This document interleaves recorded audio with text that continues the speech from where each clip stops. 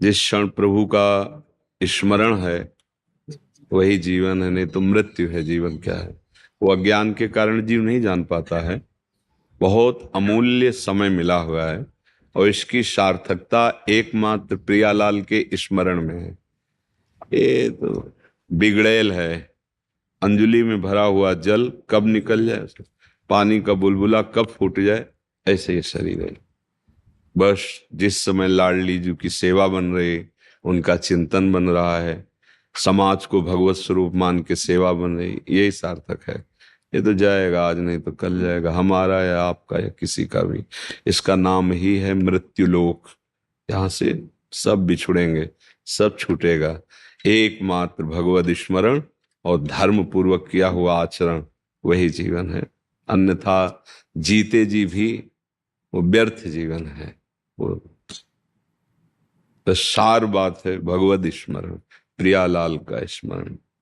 नर्तन पाई विषय मन देहि, पलट सुधा से सठ बिसलेहि। ऐसी दुष्टता है कि हम अमृत पान के लिए मनुष्य जीवन में आए। नामामृत, रूपामृत, लीलामृत, चरणामृत, ये सब अमृत है। वो भूल करके हम विषय भोगों में लग गए। यही है बात। पलट सुधा से सठ विसले हैं। ये दुष्टता, ये सठता भगवत विमुख करके मन में आता है खूब भोगे। कितने दिन शरीर छूटेगा? नाम नहीं कमाया, धर्म से नहीं चले तो अपराध और बन गया, गति और बिगड़ गई, जीवन का लाभ क्या मिला? पर हमारे अज्ञान दृष्टि वर्तमान में रहती है ना, ये अभी तो चकाचक है। हाँ, धर्म पूर्वक है तो ठीक है, अधर्म पूर्वक है तो दिखावा है। वो तुम्हें बहुत दुख देने वाला है। आज नहीं तो कल इस बात का अनुभव हो जाएगा। अगर प्रभु में मन है तो शरीर भयानक कष्ट से पीड़ित हो तो भी क्या। आप सब प्रियालाल के निज जन हैं।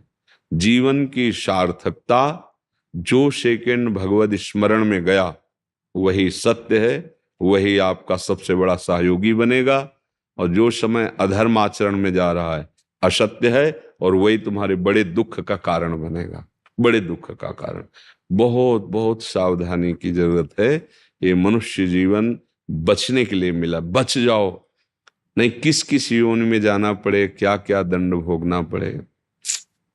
काल मृत्यु, भयानक पीड़ा, भयानक कष्ट, ये हमारे अधर्म आचरण से होते हैं।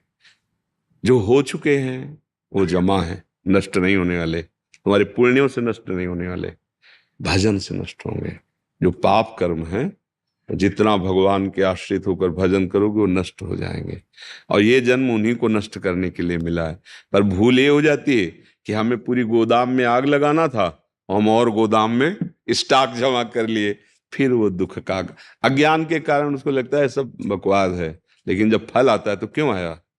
आप तो बड़े सुंदर ढंग से सुख चाहने की हर व्यवस्था कर रहे थे, ये दुख क्यों आ रहा है? ये सब क्यों हो रहा है? पाप कर्म। वो बच जाए हम उस कर्म से। इसीलिए सत्संग है, इसीलिए शास्त्र स्वाध्याय है। साधु महात्माओं का संग परमार्थ वस्तु के लिए है, ये छूछा के लिए नहीं है। ये इसके लिए नहीं कि कोई जंतुर बांध दो दुख मिट जाए, कोई ऐसा है। हम बार बार इसलिए इस संबोधन को करते हैं कि आप लोग भ्रमित मत होइए। आपके पास राधा नाम है, राम नाम है, कृष्ण नाम है, भगवान नाम है। धन्वंतरी जी आयुर्वेदाचार्य हैं, स्वयं भगवान के। उन्होंने आयुर्वेद को शोध के निकाला कि जो अच्युत कृष्ण गोविंद माधव ऐसा उच्चारण करता रहता है वो समस्त रोगों का नाश कर सकता है। जो आप क्यों नहीं नाश कर रहे हो? हमारी चाह नहीं है। क्या समझते हो? ये किडनी पिडनी कोई चीज है क्या? पर श्री जी नहीं मिलेंगे तो सौदा कितना घटिया हुआ। आज नहीं तो कल छूट जाएगा ना, ये आज नहीं तो कल छूट जाएगा, इसका समय तो है ना। फिर हमने क्या किया? बहुत बड़ा घाटा कर लिया। जहां श्री जी मिलनी थी वहां नासवान शरीर में ताकत झोंक दी, ब्रह्मास्त्र का प्रयोग मच्छर मारने के लिए कर दिया। इसलिए बड़े बड़े सिद्ध संतों को देखो ना, बड़े बड़े कष्ट स्वीकार किए हुए, और जिन पर करुणा कर दी उनके कष्ट दूर हो गए। लेकिन आप भोग रहे हैं क्योंकि वो जानते हैं ये भगवान का लीला विधान है। चुपचाप शांत नाम दे। जो आपको रोग है अस्पताल में जाओ, दवाई अच्छे डॉक्टर लो, दवा लो। हाँ, जड़ से दुख मिटाना चाहते हो तो अध्यात्म मार्ग है, भगवान का आश्रय लो, अहम त्वाम सर्वपापेभ्यो मोक्षयिष्यामि मा शुचा। वो करुणामय है, हमारे सारे दुख मिट जाएंगे। सारे दुख मिट जाने का मतलब यही जो हम आपसे कह रहे हैं, हमें कोई दुख नहीं है।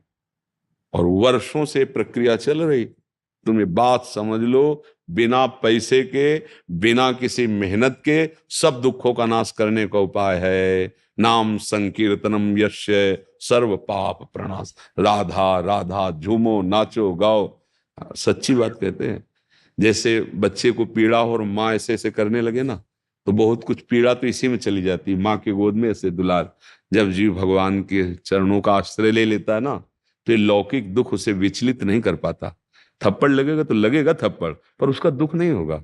पीड़ा उसकी लगेगी, गर्मी तो गर्मी लगेगी, सर्दी तो सर्दी लगेगी, पर उसकी व्यथा नहीं होगी। बस भजन व्यथा को मिटाता है। व्यथा मिट गई तो परमानंद में अनुभव, परमानंद में डूबा हुआ है।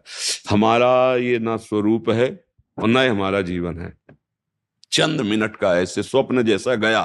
देखो आप 30 वर्ष 25 वर्ष 40 वर्ष 50 वर्ष व्यतीत हो गए शरीरों के ना, 50 वर्ष व्यतीत हो गए। जरा सोचो, और अभी लगता है कि आप 50 वर्ष हो गए, 35 वर्ष हो गए, 25 वर्ष हो। जरा संख्या पे आओ, आप 25 वर्ष, 25 वर्ष। अभी तो क्या है, अभी तो भूमिका बनी जीने की। तो भूमिका जीने की बनाते बनाते मृत्यु हो जाती, कुछ हाथ लगता नहीं, नहीं लगता। ये मकान बना लिया, ब्याह हो गया, बच्चे हो गए, ये रुपया बैंक में जमा हो गया, हाँ बढ़िया, सब बढ़िया।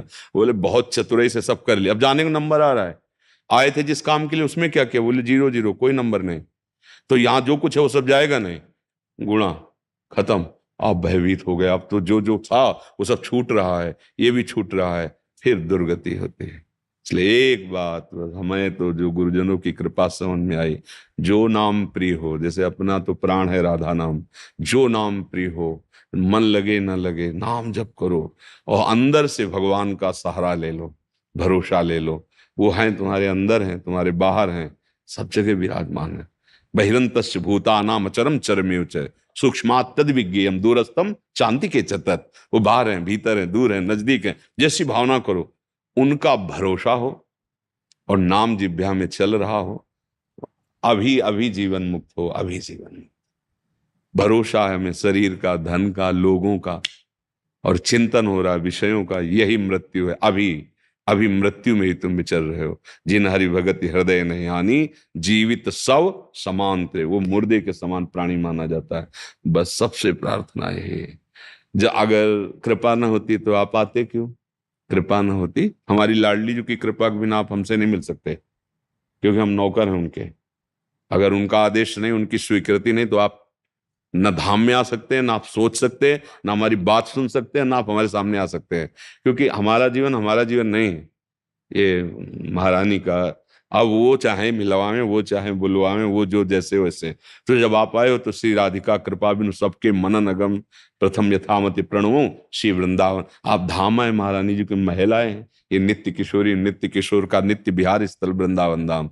हम लोग उनके बिके हुए सेवक हैं, बिके हुए हैं। जैसे रूप लाल हित हाथ बिकानी, न स्वर्ग की, न मोक्ष की, न देह की, न लोक की, न परलोक की, महारानी के बल पर हमारा जो कुछ हो सब किशोरी जी। यत्र यत्र मम जन्म कर्म भी नारके परमे पदे तवा।